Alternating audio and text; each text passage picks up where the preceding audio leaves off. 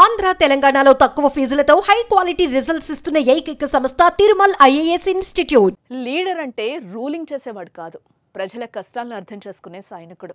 నాయకుడు అంటే పెత్తనం చెలాయించే వ్యక్తి కాదు, పేద గుండెలను హత్తుకుని వారి బాధను తీర్చే సేవకుడు.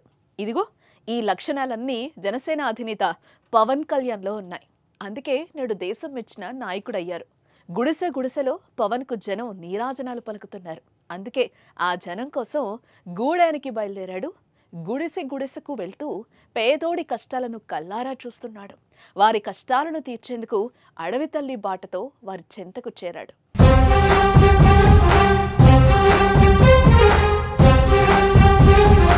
మనం ప్రకృతిని ప్రేమిస్తే మనకది చాలా ఇస్తుంది. వనాలను కాపాడుకుంటే ఆ అడవి తల్లే అన్నం పెడుతుంది, నీడనిస్తుంది, జీవనోపాధిని ఇస్తుంది. ప్రకృతిని ప్రేమించాలి, గౌరవించాలి. ఇవి ఏపీ డిప్యూటీ సీఎం పవన్ మాటలు. అందుకే ప్రకృతిని, దాన్ని నమ్ముకుని జీవించే వారి బతుకులు మార్చేందుకు అడవి తల్లి బాట కార్యక్రమంతో ముందుకు సాగారు పవన్ కళ్యాణ్.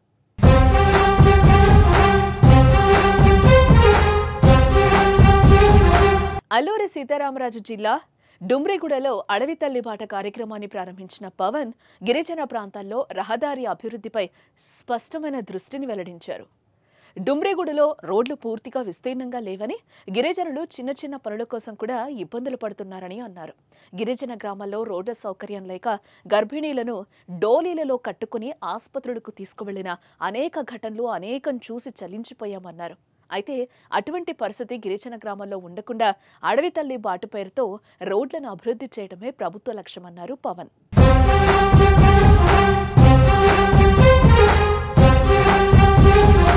మరోపక్క అడవి తల్లి బాట కార్యక్రమంలో భాగంగా గిరిజనుల కష్టాలను పవన్ తెలుసుకున్నారు.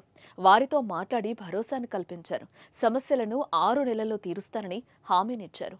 అనంతరం డుమ్రిగూడ మండలం పోతంగి పంచాయతీ పెదపాడు గ్రామంలో జన్మన్ పథకం కింద మంజూరైన రహదారులకు పవన్ శంకుస్థాపన చేశారు. మీతో నడిచి కష్టాన్ని చూశాను కనుకనే రహదారులను పోరాడి సాధించామన్నారు. ఇచ్చిన మాట ప్రకారం గిరిజనుల కష్టాల్లో తోడుంటారని హామీనిచ్చారు పవన్.